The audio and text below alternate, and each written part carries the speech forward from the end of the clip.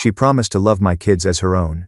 But after our baby was born, the shocking truth she revealed shattered everything. You know how sometimes life gives you this second chance at happiness, and for a while, it feels like everything is finally falling into place? That's exactly where I thought I was when I met Diana. I'm 34, a software engineer, divorced, and raising two kids, Rosie, who's 9, and Oliver, who's 7. My ex-wife Karen and I split up 3 years ago. It wasn't a messy breakup, but it left me holding most of the responsibility because of her job. She works in consulting and travels constantly, sometimes weeks at a time, so while the custody agreement is technically joint, in reality, the kids are with me about 70% of the time. Now, I never resented that. Rosie and Oliver are my world. Karen contributes financially, pays child support, and when she's home, she's a good mom to them. But day to day, that's on me, and for the last few years, it's been me juggling the school drop-offs, the after-school care bills, the babysitters when I couldn't get out of work on time. It wasn't always easy, but I did it because that's what you do for your kids. Then Diana came into our lives. We met through mutual friends a little over 2.5 years ago. She was 35, working as a marketing coordinator, and from the very beginning, she was just different. She didn't shy away when she found out I had kids. In fact, she leaned in. She learned Rosie's favorite snack in about 2 weeks. She sat with Oliver, helping him with math homework even when we were only casually dating. She came to soccer games, sat in the stands during dance recitals, clapping louder than some of the parents. And my kids? They adored her. Rosie called her my almost mom before we were even engaged. Oliver would save his silly jokes just to tell her because he loved seeing her laugh. It was like she slipped into our family seamlessly. When I finally proposed, she cried and told me she couldn't wait to be their stepmom. For the first time in years, I thought I'd built something stable again. A home. A blended family. About a year before our wedding, Diana brought up something important, her dream of being a stay-at-home mom when we had kids of our own. And you know what?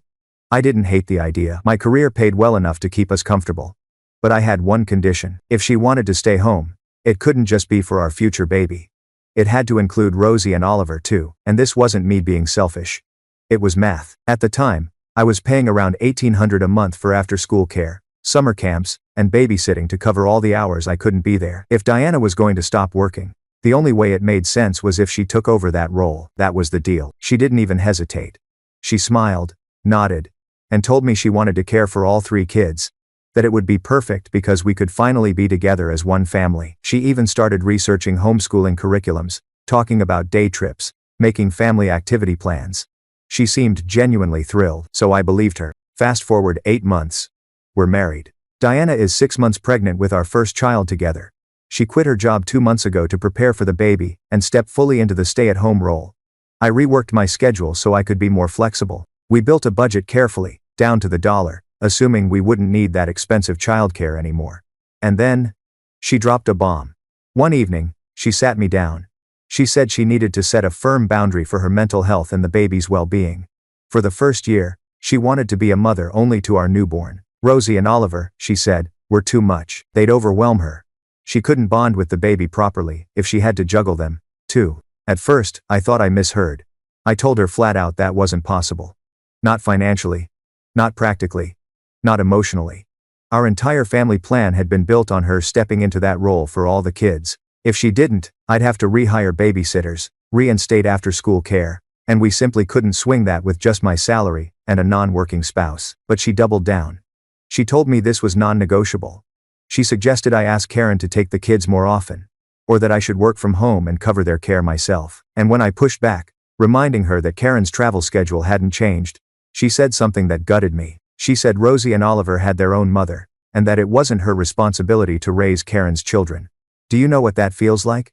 To hear the woman who once insisted she was their stepmom, who once corrected people if they called her a babysitter, now reducing them to Karen's kids. I sat there in shock. Because this wasn't the Diana I knew, or at least, not the Diana I thought I knew. I tried to think rationally. I went over the budget. I created 2 realistic options. Option 1. Diana goes back to work after maternity leave. The baby could go to the subsidized daycare at my company. It's affordable. It's safe. It's a solid solution. Option 2. Diana stays home, but we rehire childcare for Rosie and Oliver. To make the numbers work, she'd have to cut out her personal spending, things like salon appointments, shopping, gym memberships, little luxuries. When I laid out those options, she shot them both down. She told me she had already sacrificed her career for our family, and shouldn't have to give up her self-care too. She argued that it wasn't fair. Then she started throwing out alternatives that made my blood boil. She suggested Rosie and Oliver switch to public school instead of private. I explained that Karen pays that tuition directly, that it's not even money we control. Diana shrugged and said we should ask Karen to just give us the cash instead, so we could redirect it toward childcare. She suggested I pause contributions to the kids' college funds for a year. And the kicker? She told me to sell my motorcycle, the one thing I'd bought after my divorce, as something just for me to fund her personal comforts while refusing to care for my children. That was it. That's when I told her the stay-at-home mom plan was off the table entirely. I couldn't trust someone who saw my kids as a burden to raise them. And since that conversation, she's barely spoken to me. She'll ask about groceries, answer short questions, but mostly she looks at me like I've betrayed her. Meanwhile, she's still polite with Rosie and Oliver. She'll pack their lunches, but the warmth is gone. And my kids are starting to notice. They ask me why Diana seems sad, why she doesn't laugh at their stories anymore, and it kills me, because they blame themselves. The truth? I don't even know when Diana changed. For 2 years, she was loving and inclusive. She seemed thrilled about our blended family. But now, it feels like she's been hiding her real intentions all along. And I'm stuck here wondering, did I marry someone who never really wanted my kids in the first place? After that conversation with Diana, I tried to convince myself that maybe this was just pregnancy stress talking. Hormones, anxiety, fear of the unknown. All of that can make people say things they don't really mean, right? But the more I thought about it, the more it didn't feel like a momentary slip. It felt calculated, like she had waited until she was fully dependent, no job, 6 months pregnant before drawing that line in the sand. I couldn't shake the suspicion that maybe this wasn't a sudden change at all. Maybe she'd been planning it from the start. Still, I tried to be fair. I wanted to give her the benefit of the doubt. For a week, we barely spoke. She went through the motions with Rosie and Oliver, cooked dinner, handled bedtime. But there was no spark in her eyes. The kids started asking me if Diana was mad at them. That broke me. Because I could see it happening, her distance, her lack of interest, and they were internalizing it as something they had done wrong. Then, one night, she told me she wanted to work on things. She said maybe she could compromise. She suggested she'd be a stay-at-home mom for all 3 kids, but only during school hours. Once Rosie and Oliver got home, she said, I would need to step in so she could focus only on the baby. And I just stared at her. Because what was the point of that? The real costs aren't during school hours, they're after school. The transportation to activities, the homework help, the supervision, until I get home. That's where the money goes. That's why we built our whole plan this way. It was like she was offering me half a solution while ignoring the real problem. Out of frustration, I called Karen. Now, Karen and I aren't perfect co-parents. We disagree plenty. But one thing we've always done right is communicate about the kids. So I explained what was going on with Diana. I told her about the sudden change, about Diana's boundary, about my concerns, and Karen was quiet for a long time. Finally, she asked me a question. Had Diana ever said anything about having more kids after this one? I told her yes. Diana had talked about wanting 2 or 3 in total. She wanted them close in age. She'd even mentioned homeschooling them. That's when Karen told me something that made my stomach drop. She said she'd run into Diana at the grocery store a couple of months ago. They'd chatted briefly, and Karen had commented on how nice it would be that Diana could stay home with all the kids soon. According to Karen, Diana had laughed and said, well, we'll see how long that lasts once I have my own kids to focus on. At the time, Karen brushed it off as a weird comment. But now, with everything happening, it made perfect sense. I hung up that call and sat there in silence, just replaying it in my head. Had Diana been stringing me along this whole time? Had she always planned to cut Rosie and Oliver out once she had a baby of her own? I decided I needed to hear it from her directly. So the next evening, I asked Diana what she thought our family would look like in 5 years. She smiled and painted a picture. 2 or 3 kids of our own, a nice house, a backyard, homeschooling, happy chaos. I asked her about Rosie and Oliver. Where did they fit into that picture? She hesitated. Then she said maybe they'd want to live with Karen full-time by then. That they'd probably gravitate toward their mom during their teenage years. That it would be natural. And in that pause, in that one beat before she spoke, I realized the truth. This wasn't hormones. This wasn't temporary stress. This was her plan all along. I pressed her about the grocery store conversation with Karen. She brushed it off. Said Karen misunderstood. But then she doubled down, said it would be easier for everyone if Rosie and Oliver weren't around as much once our own kids got older. Less competition, she called it. Competition, between children. That word hit me like a hammer. She wasn't talking about balancing responsibilities or juggling attention fairly. She was talking about pushing my kids out, seeing them as rivals to her own children. And in that moment, I knew Diana never wanted to be their stepmom. Not really. She just played the part long enough to get what she wanted. Marriage, financial security, the ability to stay home. The next day, I called a lawyer. I wasn't ready to file for divorce just yet. But I needed to understand my options. I needed to know what would happen if this got worse. The lawyer told me that since we'd only been married a short time and didn't have many shared assets, the process would be simple. The only complication would be custody arrangements for the baby once it was born. And hearing that, it was sobering. Because suddenly I wasn't just thinking about Rosie and Oliver. I was thinking about this unborn child too. Did I really want to raise a baby in a home where their mother resented my other kids? Did I want to bring another innocent life into a household divided by favoritism? That night, I gave Diana an ultimatum. I told her she needed to find a job. That I would support her through the pregnancy. But once the baby was born, she needed to contribute financially. More importantly, I told her if she wanted to stay in this marriage, she needed to prove she was committed to being a real stepmother to Rosie and Oliver. She broke down crying. Told me I was cruel, unsupportive, heartless for putting this kind of pressure on her while she was pregnant. She said I was threatening divorce over a simple disagreement, but it wasn't simple. It was about the foundation of our family. Because here's the truth. Rosie and Oliver are my kids forever. They are not temporary. They are not optional. They are not negotiable. And anyone who marries me marries them, too. The fact that Diana didn't understand that? It was the beginning of the end. After that ultimatum, I thought maybe things would change. I wanted to believe that the woman I married, the woman who had once sat in the bleachers cheering for Rosie, who had once spent hours decorating cupcakes for Oliver's birthday, was still in there somewhere, and for a while, it seemed like she was trying. Diana started job hunting. She landed an offer as a marketing assistant at a local company, with the understanding she'd start after maternity leave. It wasn't glamorous, but it was something, and part of me thought, okay, maybe she's realizing I'm serious. Maybe she's ready to step up. But then everything unraveled. One evening, Rosie was working on a school project on the family computer. A notification popped up. It was from Diana's Instagram. Rosie had been logged in because Diana had helped her look up something earlier that week. The message preview caught my eye, and against my better judgment, I clicked. What I found made my stomach drop. Diana had a private account I didn't even know about. And on it, post after post tearing down my kids. She called Rosie baggage. Said Oliver was an obstacle. Complained about having to pretend to care about dance recitals. About how exhausting it was to sit through soccer games. She wrote that she couldn't wait until they were old enough to choose to live with Karen full-time, so she could finally focus on her real family. And it wasn't just posts.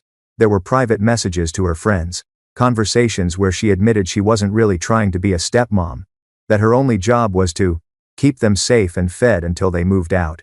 She told one friend she actually hoped Rosie and Oliver would be jealous of the baby, because maybe that would push them to spend more time with Karen. Reading those words, I felt like I'd been punched in the gut. This woman had been sitting at my dinner table every night. She had tucked my kids into bed, hugged them, smiled at them, and all the while, she was secretly resenting every second of it. I printed out the screenshots. I needed the truth in front of me, on paper, so I couldn't convince myself it was less bad than it was. And then I sat on it for a few days, trying to figure out what to do. The decision was made for me when Rosie came to me, tears in her eyes, and asked why Diana didn't love her anymore. She said Diana used to ask about her day, help her pick clothes, laugh at her stories. Now she just nodded, distracted, distant. Oliver noticed it too, he told me. Diana wouldn't help him with his reading, that she told him to ask Dad instead. They were already feeling it. The mask was slipping. That night, after they went to bed, I sat Diana down. I handed her the folder with the screenshots. She opened it, her face drained of color. She flipped through a few pages, then set it down. Silence stretched between us, heavy and suffocating. Finally, she whispered. I can explain. She said it was just venting. That the posts didn't mean anything. That pregnancy was making her emotional, and social media was her outlet. I asked her to explain the post where she literally hoped my children would grow jealous of the baby. She said she was having a bad day. I asked about the message where she called them baggage. She said she didn't mean it, that she was trying to sound casual, and I looked at her and thought, do you hear yourself? These weren't one-off slips. They went back months. This wasn't pregnancy. This wasn't stress. This was how she really felt. I told her I couldn't believe her anymore. I told her I'd already spoken to a lawyer and I would be filing for divorce. Her reaction? She begged. She promised to delete the account, to go to counseling, to prove herself. She swore she'd become the stepmother I wanted her to be. But how do you trust someone after that? How do you leave your children in the care of someone who secretly resents them? Who counts down the days until they're out of her life? I told her it was too late. I gave her until the end of the month to find somewhere else to live. The hardest part wasn't the confrontation. It wasn't even telling her it was over. The hardest part was sitting down with my kids the next day and explaining that Diana wouldn't be their stepmom anymore. I didn't tell them about the posts. They didn't need that weight. I just told them sometimes adults realize they want different things, and it's better to live apart. Rosie asked if Diana didn't want to be her stepmom anymore. I had to say yes. Oliver asked if he did something wrong. My heart broke. I held him and told him no. That this wasn't about them. That they did everything right. Both of them cried. And I cried with them. Because despite everything, they had loved Diana. They had trusted her. And now, once again, the adults in their lives had let them down. Diana moved out that weekend, to her sister's place. We agreed to handle custody for the baby through lawyers. And me? I sat in an empty house with 2 hurting kids, wondering how I could have missed it all. Once Diana moved out, the house felt different. Quieter, yes, but not in a peaceful way. It was the kind of silence that presses against your chest. Rosie would glance at Diana's empty chair at dinner. Oliver would ask if she was coming back, and every time, I had to remind them gently that things had changed, that it wasn't their fault. I tried to keep routines alive. Morning pancakes on Saturdays, story time before bed, family game nights, anything to give them some stability, to prove that not everything in their world was falling apart. But kids are perceptive. They noticed the heaviness in my voice. They saw the exhaustion in my face. They knew. Meanwhile, Diana and I communicated only through logistics, grocery lists, baby updates, appointment schedules. She was still pregnant, still carrying my child, and that reality complicated everything. Divorce is never easy. But divorcing someone who's pregnant with your baby? That's a storm you can't fully prepare for. The paperwork moved quickly. Our marriage was short, and aside from the baby, we had very little to untangle. No shared property, no big investments, no debts tied together. The lawyers handled the technical stuff in weeks, but during that process, something else came to light, something that made me realize just how deep Diana's resentment ran. Her lawyer tried to spin the narrative. They argued that I had been unreasonable in expecting her to care for Rosie and Oliver, that I was essentially forcing her into unpaid labor, turning her into a babysitter for kids that weren't hers. My lawyer didn't even have to say much. He simply slid the folder of screenshots across the table. Those Instagram posts, those messages, black and white evidence of how Diana really felt. The judge didn't rule on custody of Rosie and Oliver. They weren't Diana's children, after all, but he made a comment that hit hard. He said he found the resentment disturbing, especially given that Diana had agreed to care for the kids before the marriage. And just when I thought I'd uncovered every betrayal, something else surfaced. During the proceedings, it came out that Diana had been contacting Karen behind my back. Not once, not twice, but several times over the past few months. She had been trying to convince Karen to take Rosie and Oliver more often, telling her the kids would be happier with their biological mom, suggesting maybe they should even live with Karen full-time once the baby arrived. Karen, furious, called me the moment she got subpoenaed. She told me Diana had framed it as though I was the one asking for relief, that I was feeling overwhelmed and wanted Karen to take the kids more. That lie cut deeper than anything else, because Karen had actually worried about me. She hadn't confronted me because she didn't want to interfere, but Diana had been twisting the truth, using Karen as a pawn in her plan to push my kids out. When I heard that, I stopped trying to be civil. My lawyer drafted a cease and desist letter. Diana was to stop contacting Karen about custody, stop involving Rosie and Oliver in her schemes, stop dragging them into conversations they should never have been part of. It was over. Truly over. But while the legal dust settled, my kids still needed answers. Rosie asked if she'd still get to be a big sister. I told her yes, nothing would change about that. She lit up at the thought, talking about teaching the baby how to draw, how to dance, how to play silly games. Oliver asked a harder question. Did Diana stop liking me? I had to swallow hard before answering. I told him sometimes adults have feelings that don't make sense, and that it had nothing to do with him. He hadn't done anything wrong. He was loved. He was enough. It wasn't a perfect answer, but it was the truth I could give without shattering his heart further. As the weeks went by, the kids started spending more time with Karen, partly because of the chaos of divorce, but also because she wanted to reassure them that their family wasn't disappearing, that even if Diana was gone, they still had stability. Funny thing, I never thought I'd say this, but Karen turned out to be my anchor through it all. She was angry at Diana, sure, but she was protective of the kids first and foremost. She reminded me of something important. Rosie and Oliver's lives didn't have to revolve around Diana's choices. They already had a mother. They already had me. They were still whole. Even if Diana had chosen to step out, looking back now, I see all the red flags I ignored. The way Diana always wanted things to look perfect from the outside, posting about the kids' achievements online, taking posed family photos, talking loudly about being a stepmom to anyone who would listen. But at home, when no one was watching, she was impatient. She'd snap when the kids were slow getting ready. She'd sigh if they needed help at the wrong time. I mistook performance for sincerity. And my kids paid the price. The divorce finalized quickly. Diana got primary custody of the baby-to-be, since she'd be breastfeeding, with me having weekends, and gradually more time as the baby grew. Child support? I didn't argue. That child is mine, and I'll always support them. But when the ink dried, I felt a strange mix of relief and grief. Relief that Rosie and Oliver wouldn't have to live under the shadow of someone who saw them as burdens. Grief that I had let it get this far. That I had married someone who never truly loved them. And yet, life moved forward. I hired a new babysitter. Karen adjusted her travel schedule to help out more. Slowly, routines came back. Rosie smiled again. Oliver laughed again, and the baby's arrival loomed closer. I was terrified, honestly. Terrified of co-parenting with Diana after everything. Terrified of how my kids would react to their sibling being raised primarily by a woman who rejected them. But there was also hope, because if there's one thing Rosie and Oliver have shown me, it's resilience. They've been through divorce, through upheaval, through betrayal, and still, they look forward. They dream, they hope. And maybe that's what I needed to do too. You'd think after the papers were signed, after Diana moved out, after the lawyers closed their folders and shook hands, that would be the end of it. But the truth? Divorce doesn't end when the judge bangs the gavel. It lingers. In the silence at night. In the empty chair at the table. In the eyes of your kids, when they're still trying to piece together what just happened. Rosie and Oliver grieved in their own ways. Rosie, being 9, wanted answers. She asked questions that broke me. Why didn't Diana want us anymore? Did we make her mad? Will the baby like us? She was desperate for reassurance, clinging to the idea that somehow, if she just tried hard enough, Diana would come back. Oliver, at 7, didn't ask as much. Instead, he acted out.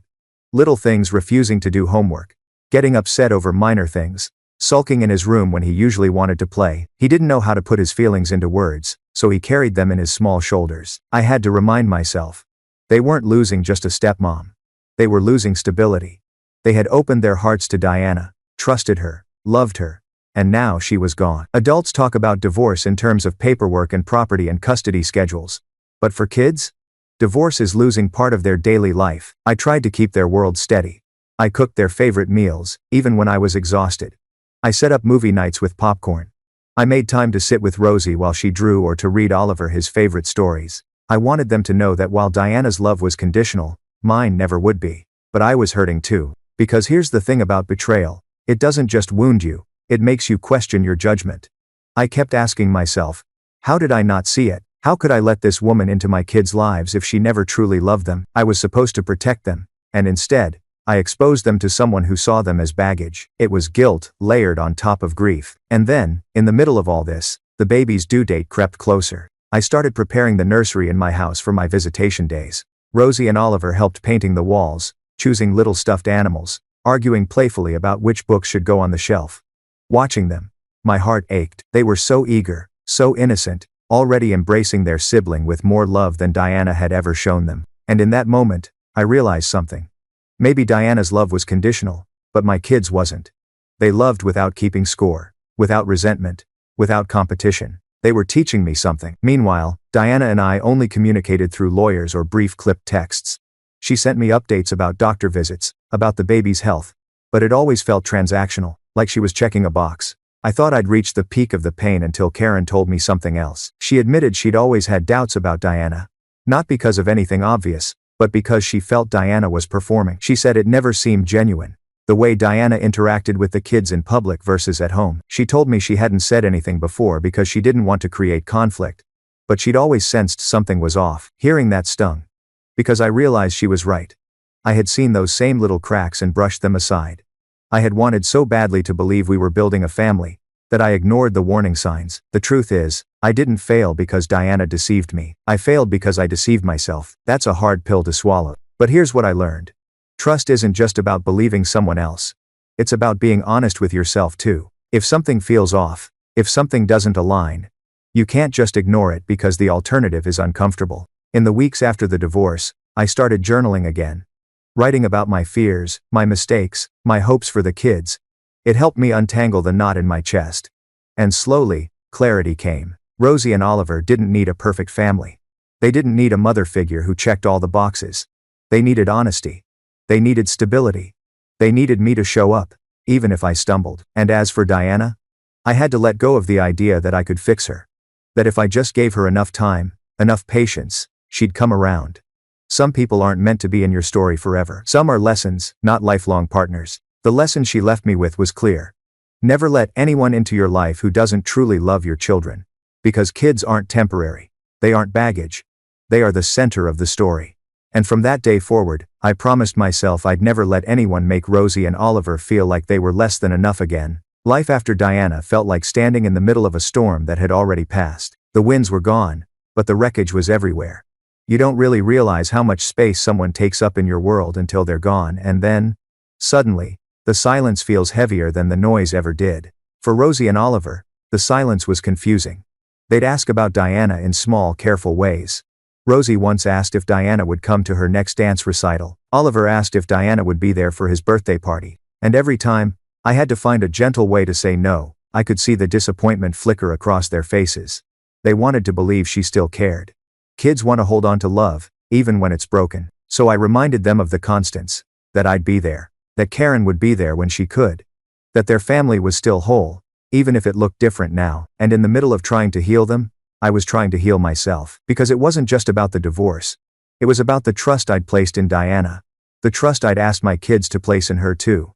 I felt like I'd let them down, like I'd invited a stranger into our home who turned out to be an actor playing a part. And my kids were the ones who paid for the show. That guilt sat on my chest like a weight. But life doesn't give you time to wallow, not when you're a parent. There are still lunches to pack, soccer practices to drive to, homework to check. There's still laughter to chase, even when your own heart is heavy. One Saturday morning, I caught Rosie and Oliver in the nursery, folding tiny onesies I had bought for the baby. They were chattering about how they'd take turns rocking their new sibling to sleep. Rosie talked about teaching the baby how to draw. Oliver about teaching them how to ride a bike. And in that moment, I felt something shift. Despite everything, despite the betrayal, despite the distance, they were still choosing love. They were still opening their hearts, ready to welcome their sibling into the world. That was when I realized, resilience isn't about pretending you're not hurt. It's about choosing love anyway. And if my kids could do it, then so could I. So, I started rebuilding. I hired a new babysitter to cover after-school hours. I adjusted my work schedule again, making sure I was home for dinner most nights. Karen, surprisingly, stepped up too. She rearranged some of her travel when she could, making more space for Rosie and Oliver in her week. For once, we worked like a team. It wasn't perfect. There were still nights when Rosie cried herself to sleep, or when Oliver lashed out over something small. But slowly, the cracks began to mend. And then came the next chapter. Preparing for the baby. Co-parenting with Diana was complicated, to put it mildly. We spoke only when necessary. Updates about doctor visits, due dates, medical forms. It was all transactional, stripped of warmth. But I made a choice early on. No matter how I felt about Diana, I would show up for my child. I went to every appointment she allowed me to attend. I asked questions. I set up the nursery in my house, complete with diapers stacked high, bottles lined neatly, a crib waiting. Rosie and Oliver helped, their excitement bubbling over. For them, the baby wasn't a reminder of betrayal. The baby was hope. And honestly, watching them prepare helped me see it that way too. But the fear lingered. Fear of how Diana would parent. Fear of what influence she might have. Fear of my baby growing up in a house where resentment lived. That fear kept me up at night. One evening, while sitting alone after the kids had gone to bed, I pulled out the old folder of screenshots, the cruel words Diana had written about Rosie and Oliver. I read them again, and as much as it hurt, it grounded me. Because it reminded me of the vow I had made. Never again would I let anyone treat my children like they were optional.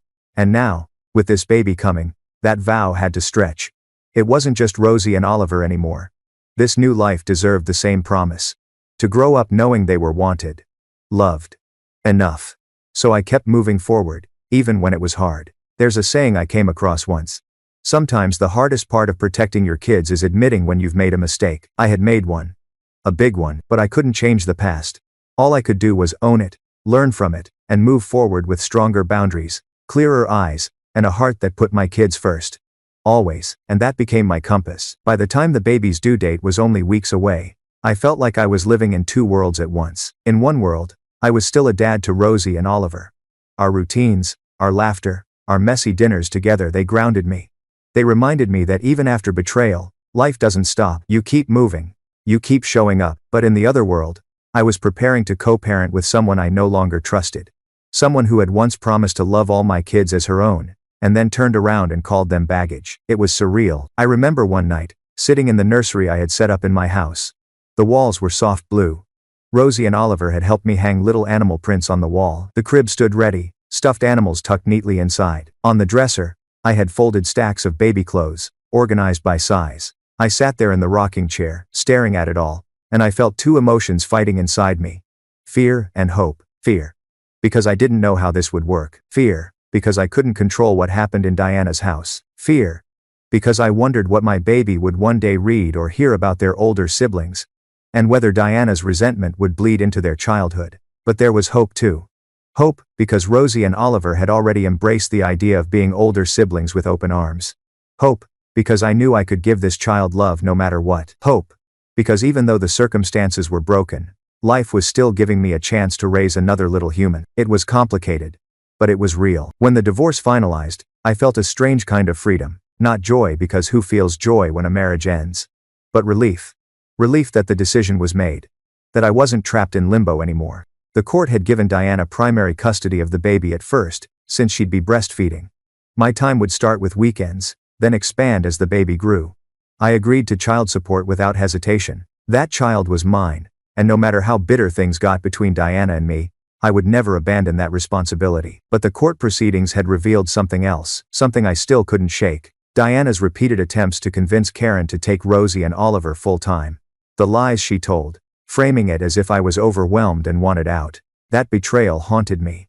Not just because of what it said about her, but because of what it revealed about me.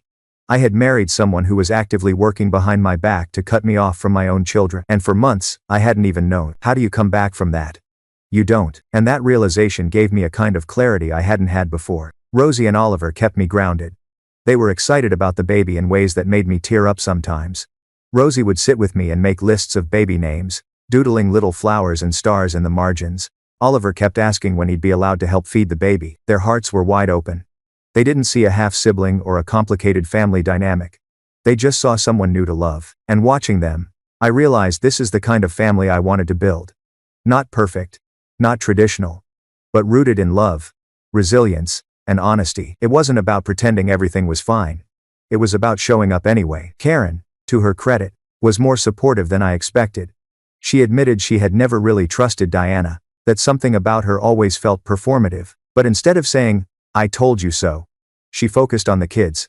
She told me she was proud of how I handled things, proud of how I was protecting Rosie and Oliver now. For the first time since our divorce, I felt like we were truly on the same team.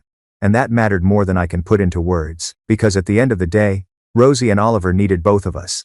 And if that meant setting aside old resentments and working together, then so be it. But in the quiet moments, when the kids were asleep and the house was still, I wrestled with something deeper. I thought about the man I had been after my first divorce, lonely, broken, desperate to rebuild. That desperation had led me to Diana, and that desperation had blinded me to the red flags. I promised myself I wouldn't make the same mistake again, because here's the truth. When you're lonely, you can convince yourself of anything. You can overlook the cracks, excuse the impatience, justify the inconsistencies. You can tell yourself love will fill in the gaps. But love isn't blind. Love sees the flaws and chooses to stay anyway. Love doesn't resent children. Love doesn't calculate conditions.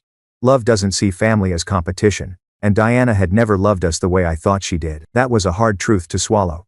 But it was also liberating, because now, I knew better. Now, I could protect my kids better. Now, I could protect myself better. The baby's arrival was getting closer by the day. And even though the circumstances weren't what I had once dreamed, I couldn't deny the anticipation building in my chest. I knew co-parenting with Diana would be difficult. I knew there would be arguments, custody negotiations, tense handoffs.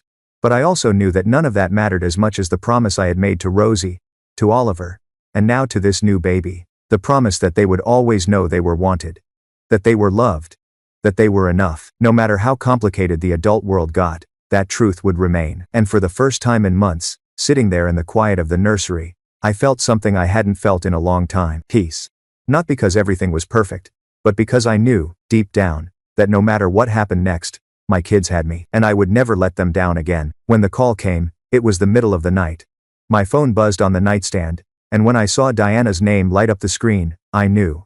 My heart leapt into my throat. She was in labor. I rushed out of bed, called Karen to come stay with Rosie and Oliver, and drove through the dark, empty streets to the hospital. The whole ride. My mind was spinning. This was it, the beginning of a whole new chapter. When I walked into the maternity ward, Diana barely looked at me. She was focused on the contractions, her face tense, her sister at her side. I stood quietly in the corner, not wanting to intrude but not willing to leave either. Hours passed, and then just like that the cries of a newborn filled the room. A boy. The nurse placed him in Diana's arms first, but a little while later, she handed him to me. And I swear, the moment I held that tiny life against my chest, everything else faded. The lawyers, the fights, the resentment, it all disappeared for a second, because in my arms was my son. I looked down at his scrunched up little face, his tiny fists waving in the air, and I thought, this is what matters. This is why you fight through the storms. For this. Rosie and Oliver were beyond excited when I brought them to meet their baby brother. Rosie held him so gently, like she was cradling the most precious treasure in the world. Oliver leaned in close, whispering, "Hi buddy, I'm your big brother." I couldn't stop smiling. Despite everything, despite all the cracks and chaos, here were my 3 kids together. And in that moment, it felt like we were whole. Of course, reality set in quickly. Diana had primary custody, and that meant most of the baby's early days would be spent in her home. My weekends would start small, expanding as the baby grew, and that was hard. Harder than I thought it would be. I'd sit in the quiet of my house after handing him back. The nursery empty again. The crib untouched. And I'd feel the ache of absence. But I also knew something important. My baby wasn't growing up without me.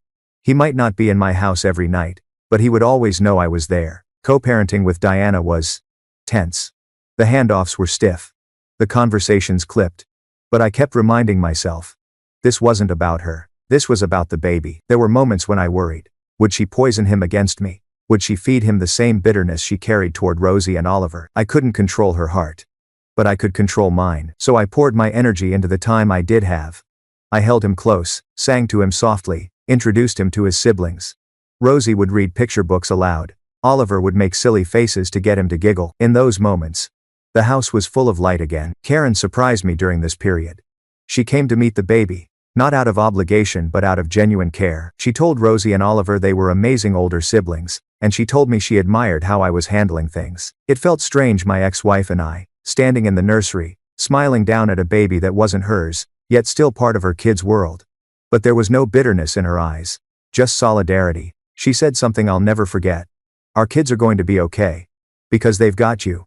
And they've got me. That's what matters. And for the first time in a long time, I believed it. But not everything was smooth. There were times Diana tried to test boundaries. She'd cancel a weekend last minute, citing exhaustion. She'd send me long texts about how she didn't think the baby should spend so much time with the other kids, because it might overwhelm him. Every time, I pushed back. Calmly, firmly. I reminded her that Rosie and Oliver were his siblings, that this baby deserved a bond with them. I reminded her that the custody agreement was legally binding, not optional. And though it exhausted me, I kept fighting for that balance. Because my kids, all 3 of them, deserved to grow up knowing they were loved. One night, after finally getting all 3 of them to sleep, Rosie sprawled out with sketchbooks around her, Oliver hugging a stuffed dinosaur, and the baby nestled in the crib beside my bed. I sat there in the quiet and just breathed. For the first time, I wasn't thinking about the past. Not about Diana's betrayal. Not about the lies. Not about the resentment. I was thinking about the future. A future where Rosie and Oliver grew up strong, knowing they were cherished. Where my son grew up, knowing he was wanted, no matter the circumstances of his birth. A future where our family wasn't defined by the fractures, but by the way we chose to keep showing up anyway. It wouldn't be easy. It would never look picture perfect. But maybe that was okay, because family isn't about perfection, it's about presence, and I was determined to be present. Always. The weeks after the baby was born felt like walking a tightrope. On one side was my commitment to Rosie and Oliver, making sure they didn't feel pushed aside. On the other side was this new little life, fragile and dependent, who needed me just as much. Balancing both wasn't easy. Some mornings Rosie would come into the kitchen rubbing her eyes and ask, "Dad, will the baby stay with us forever?" And I'd have to remind her, gently, that the baby lived mostly with Diana, but he'd always be part of our family. She'd nod, but I could see the shadow of disappointment. Oliver had his own questions. Will the baby like me better when he grows up? Or will he like Mom's house more? He didn't mean Diana, he meant Karen. He was still trying to figure out where everyone fit in this complicated puzzle. And I realized something. For kids, love feels like a limited resource.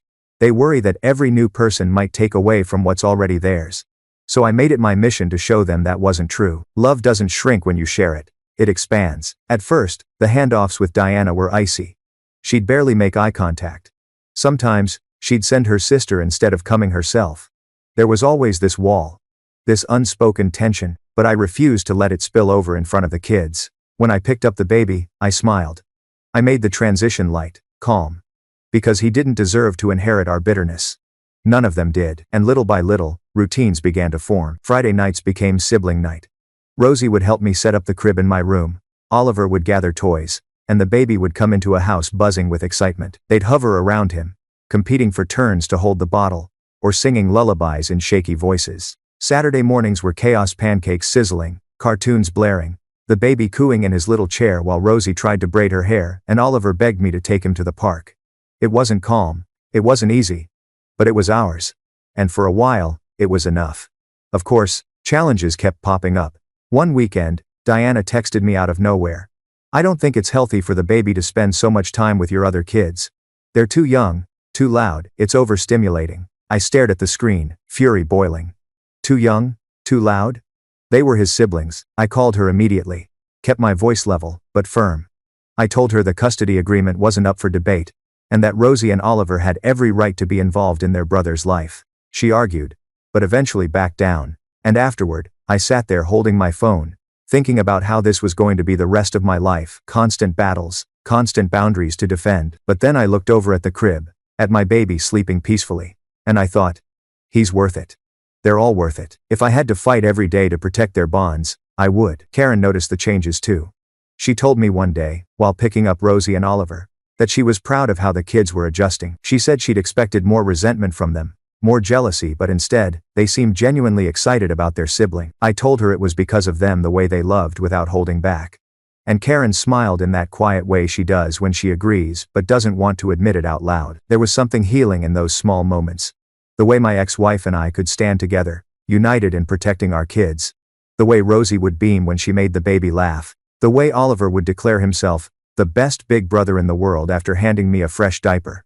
It wasn't perfect, it wasn't traditional, but it was family. Late one night, after the kids were asleep, I sat on the porch with a cup of coffee, staring at the dark sky. I thought about the journey that had brought me here, the divorce from Karen, the whirlwind romance with Diana, the betrayal, the heartbreak, the unexpected gift of a new child. And I realized something simple but powerful. Life doesn't care about your blueprint. You can plan every detail, budget every dollar, draw the perfect picture of the future, and life will still throw you curveballs. But maybe that's the point. Maybe it's not about building a perfect plan. Maybe it's about showing up when the plan falls apart. About choosing love, even when it's messy.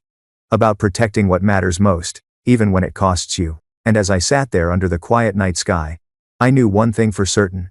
Rosie, Oliver, and their baby brother would grow up knowing one truth above all, that their dad never gave up on them. By the time the baby was a few months old, things had settled into a rhythm, not a smooth rhythm, but a rhythm nonetheless. Every other Friday, I'd drive to Diana's house, pick up my son, strap his car seat in next to Oliver's booster, and listen to the chatter in the back seat. Rosie would lean over, making silly faces at the baby, and Oliver would narrate the drive like a sports announcer. And now we're turning onto Main Street. Folks?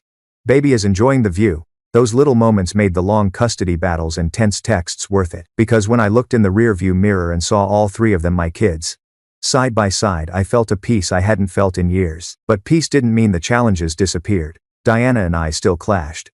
Sometimes it was small things, like her complaining that I dressed the baby in the wrong onesie. Other times, it was bigger, her hinting again that Rosie and Oliver were too much for the baby, that maybe visits should be quieter, calmer, less crowded. Every time, I stood my ground. Politely, firmly, but without backing down, because I wasn't just protecting visitation rights, I was protecting my children's bond. And little by little, I noticed something. The baby wasn't overwhelmed by his siblings. He was comforted by them. He'd laugh hardest at Oliver's silly dances. He'd calm down when Rosie hummed lullabies. Their presence wasn't a problem. It was a gift. It was family. Meanwhile, Rosie and Oliver were finding their footing in this new reality. Rosie, being older, took on the role of little caretaker. She'd remind me when it was time for a bottle, or ask if she could help pick out outfits. Once, she even asked if she could come with me to a doctor's appointment, just to make sure the baby's okay. Her heart was so big it scared me sometimes. Oliver approached things differently. He didn't want to hold the baby as much, but he wanted to play. He'd stack blocks and then giggle when the baby knocked them over. He'd bring over toy cars, roll them across the baby's blanket, and narrate entire races, while his little brother gurgled in delight. They each found their way to bond. And watching them, I realized the fear I'd carried, the fear that Diana's resentment would infect my baby's life didn't have to come true. Because love was louder, and my kids were proof of that. One weekend, I was sitting on the living room floor. Bottle in one hand, baby cradled in the other. While Rosie braided her doll's hair, and Oliver built a Lego tower. Rosie looked up and asked, "Dad? Is Diana still mad at us?" The question caught me off guard. I asked her what she meant. She shrugged, staring down at her doll. "She doesn't ask about us anymore. Not like before. She used to smile at me a lot. Now, she just doesn't." Oliver chimed in. "Yeah. She told me to ask you for help with reading. She said she was too tired." I felt my chest tighten. Because they weren't wrong. Diana's warmth toward them had evaporated long before the baby arrived. And I couldn't lie to them, so I told them the truth. In the gentlest way I could, I said, "Sometimes grown-ups change. Sometimes they forget how to love the way they promised. But that's not about you. That's about them. You didn't do anything wrong." Rosie looked at me for a long time, then whispered, "But we're still good kids, right?" I pulled both of them close, baby still in my arm, and told them the only truth that mattered. You are the best kids, and nothing anyone says or does will ever change that. Those moments, those quiet conversations taught me something important. Kids don't need perfection. They don't need a flawless family. They need honesty. They need reassurance. They need to know they're not the cause of the storm around them. And as much as I hated Diana for what she'd done, I had to let go of the anger for my kids' sake. They didn't need a dad who was bitter. They needed a dad who could guide them through the mess with love. Karen remained a surprising source of strength. She stepped in whenever she could, extra pickups, last-minute babysitting, even just being there for Rosie when she wanted to talk about girl stuff I couldn't quite handle. One evening, after dropping the kids off, Karen said something that stuck with me. "You know, for all the chaos Diana brought into your life, she gave you him." She nodded toward the baby, asleep in the car seat. "Don't forget that. Sometimes blessings come wrapped in broken promises." I sat with those words for a long time, because she was right. Yes, Diana betrayed me. Yes, she hurt my kids. Yes, she turned out to be someone I couldn't trust. But out of that mess came this tiny life. This little boy who already had Rosie's patience, Oliver's laugh, and my whole heart. And maybe that was the lesson. That sometimes, even from the hardest chapters, something beautiful can be born. So I kept moving forward. One day at a time. One handoff at a time.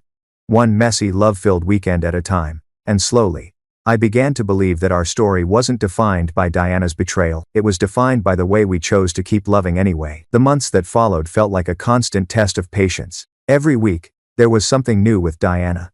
A snide comment during handoff. A text about how unfair the custody schedule was. An argument about baby food brands, or nap schedules.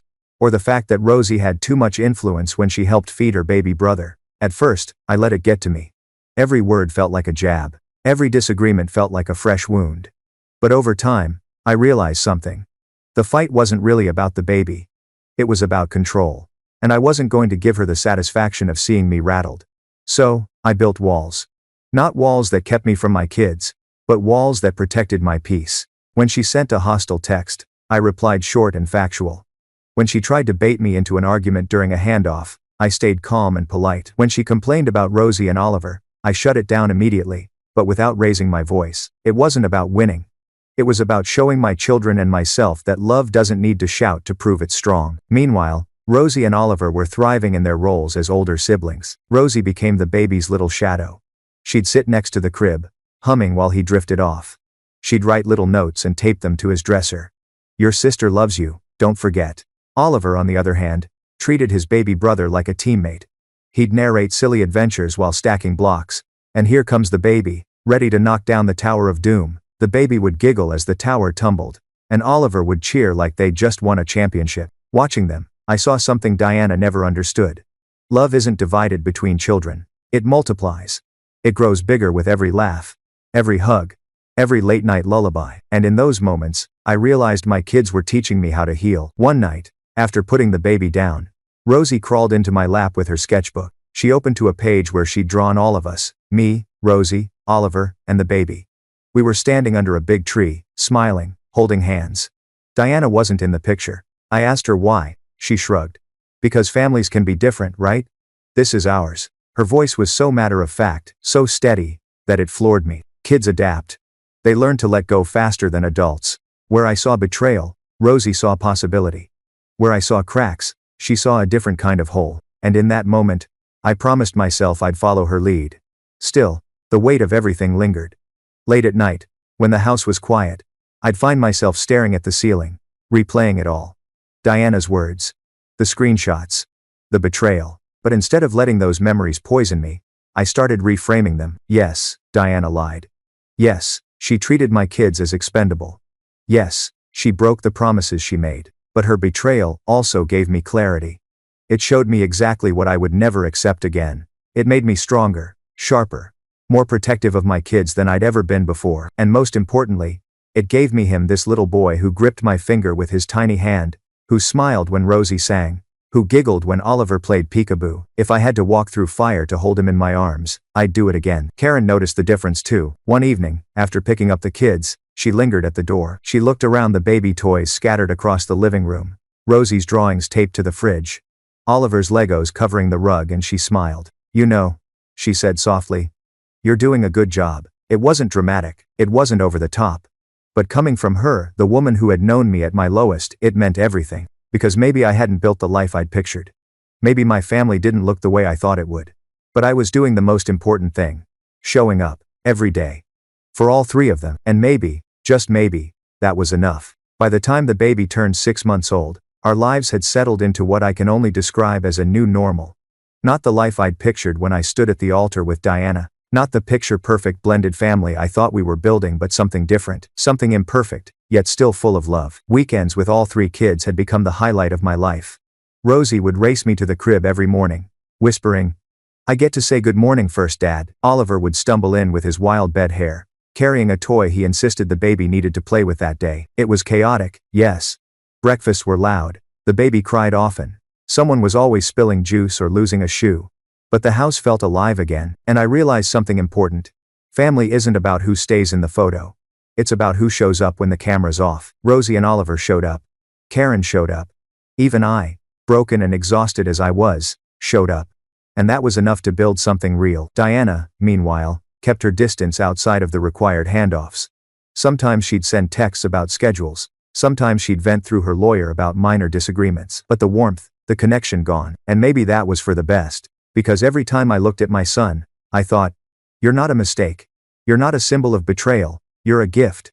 And I'll never let you feel unwanted the way she made your siblings feel. That thought became my compass. One Saturday afternoon, we went to the park. Rosie had packed a little picnic in her backpack, PB&J sandwiches, apples, juice boxes. Oliver brought his soccer ball. I carried the baby in a sling against my chest, his tiny head resting under my chin. Watching Rosie chase Oliver across the grass while the baby slept peacefully, I felt a wave of peace I hadn't felt in years. And then Rosie ran back, cheeks flushed, and said, Dad, isn't it cool? We're a team. Like, the three of us. And the baby. We're the best team. Oliver chimed in, panting from running. Yeah, nobody beats us. I laughed. But inside, I felt something shift. They weren't mourning the family we lost anymore. They were embracing the one we had. And in their eyes, I saw the future. But with every high came a low. One evening, during a handoff, Diana told me flatly, he doesn't need them as much as you think. The baby's fine without Rosie and Oliver hanging all over him. I felt my jaw tighten. I wanted to shout, to remind her that siblings aren't optional. That love isn't something you ration. But I didn't. I simply said, they're his family. And he'll grow up knowing that. She rolled her eyes, muttered something under her breath, and walked away. Moments like that hurt. They reminded me of the chasm between us. But they also reminded me why I had to keep standing firm. Because this wasn't just about me, it was about protecting the bonds my children were building, bonds stronger than her resentment. Karen continued to surprise me too. One night, after dropping off Rosie and Oliver, she stayed for a cup of coffee. We talked not about the past, not about old wounds, but about the kids' future, about schools, hobbies, their dreams. At one point, she looked at me and said, "You know, despite everything, I think they're going to be okay. You've made sure of that." And for once, I believed her. Because Rosie was drawing more. Oliver was laughing louder. The baby was thriving. And maybe, just maybe, so was I. It wasn't easy. It wasn't clean. It wasn't what I'd planned, but it was ours. And in the end, that was enough. By the time my son was almost a year old, the questions started coming more often. Not from him, he was still too little to form words, but from Rosie and Oliver. Kids grow fast, and so do their thoughts. One night, after I tucked her in, Rosie looked at me seriously and asked, "Dad, do you still love Diana?" The question hit me like a punch. I froze, unsure how much truth a 10-year-old could handle. I sat on the edge of her bed and thought carefully before I answered.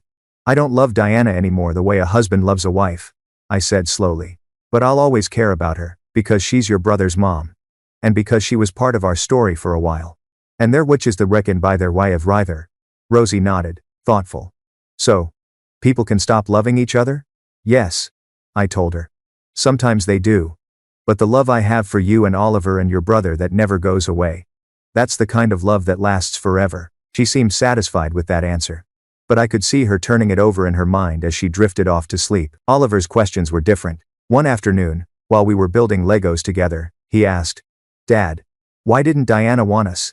Did we do something bad?" I felt my throat tighten. I put down the Lego piece in my hand and pulled him into my lap. "You didn't do anything wrong," I told him firmly. "Diana's choices weren't about you. Sometimes adults make mistakes. Sometimes they forget how lucky they are. But you are good. You are enough. You are loved." He pressed his head into my chest. Quiet. And I realized then that no matter how much reassurance I gave, those scars would linger. Diana's withdrawal, her coldness, it had left marks. But maybe, with enough love, those scars could fade into strength. Meanwhile, co-parenting with Diana hadn't gotten easier. If anything, it got more complicated as the baby grew. She'd send texts criticizing the way I introduced solid foods, or that I let the baby nap in the stroller, or that Rosie hovered too much when the baby was playing on the floor. It was exhausting, but instead of letting her words break me, I started keeping records. Dates, times, screenshots of every interaction, not to weaponize against her, but to protect myself and, more importantly, to protect my kids, because I'd learned the hard way. People reveal who they are in the little moments. And I couldn't afford to ignore the red flags anymore. Through it all, Rosie and Oliver remained the glue. They brought laughter back into the house. They made the baby giggle until his cheeks turned pink. They kept me grounded when I wanted to collapse under the weight of it all. One night, after putting the baby to bed, Rosie whispered to me, "Dad, I think he loves us the most." I smiled. "He loves you because you make him feel safe. And that's the most important kind of love." Her eyes shone with pride. And in that moment, I knew we were going to be okay. Still, the questions lingered in my own mind. What kind of man had I been to let this happen? How had I not seen through Diana sooner? Could I ever trust someone again? Late at night, when the house was still, I'd wrestle with those doubts. But then I'd remember what Karen told me, that sometimes blessings come wrapped in broken promises. And when I looked at my son, at his siblings doting on him, I understood. Yes, Diana broke her vows. Yes, she hurt us. But she also gave me him. And no amount of bitterness could erase that gift. By the time his first birthday rolled around, we threw a little party at my house. Nothing extravagant, just balloons, a cake, Rosie's handmade decorations, Oliver's enthusiastic singing. The baby smashed frosting into his hair, giggling while Rosie clapped and Oliver cheered. And for the first time in a long time, I looked around the room and felt whole. Because here we were. Me, my kids, our little family. Imperfect, unfinished, but real. And maybe that was the lesson all along. When my son turned 1, I looked back and realized how far we'd come in just 12 months. A year earlier, I'd been sitting in a lawyer's office, heartbroken, wondering how I was going to raise 3 kids in a fractured family. Now, I was watching my oldest 2 blow out candles for their baby brother, frosting on their cheeks, laughter filling the room. Life wasn't perfect, but it was ours. Co-parenting with Diana hadn't magically transformed. We still had conflicts. She still sent me passive-aggressive messages about small things. Nap schedules, outfits, the fact that Rosie held the baby too much. But over time, I stopped letting her words stick. Because here's the truth. You can't control someone else's bitterness. You can only control how much space you let it take up in your life. And I chose to stop giving her that space. I kept my focus on what mattered: my kids. Rosie was 10 now, Oliver 8. They were growing fast, and the baby was right behind them, wobbling as he took his first steps across the living room. Rosie cheered like she'd just witnessed the Olympics. Oliver ran around the room shouting, "He's walking! He's walking!" In that moment, I saw it, the bond that Diana had once tried to weaken. The thing she called too much. It wasn't too much, it was everything. But parenting after betrayal changes you. It makes you cautious. It makes you hyper-aware of the promises people make, of whether their actions match their words. I found myself thinking about the future. Would I ever trust someone enough to let them into this world again? Would I ever risk my children's hearts the way I had with Diana? I didn't have the answers, but I knew one thing for sure. If I did, it would never be at the expense of Rosie and Oliver. They weren't negotiable. They weren't a footnote. They were the foundation. And any partner who couldn't see that wouldn't be part of the story. Karen noticed the change too. One evening, after picking up the kids, she said, "You know, you're different now. Stronger. More patient maybe. Less willing to settle." I laughed, a little bitterly. Took me long enough. But she was right. The man who had married Diana wasn't the same man standing there now. That man had been desperate to rebuild, desperate to fill the gaps. This man was steady, grounded, a little scarred, yes, but also sharper, clearer, and more protective than ever. Sometimes the hardest lessons make you the best version of yourself. As the baby grew, he became a bridge in ways I didn't expect. Rosie and Oliver adored him, yes, but he also softened some of the tension with Karen. We found ourselves working together more, not just as co-parents but as a team raising 3 kids connected by different stories. It was strange, almost surreal, to sit in the same room with my ex-wife and my ex-stepwife at times, navigating custody and birthdays and holidays.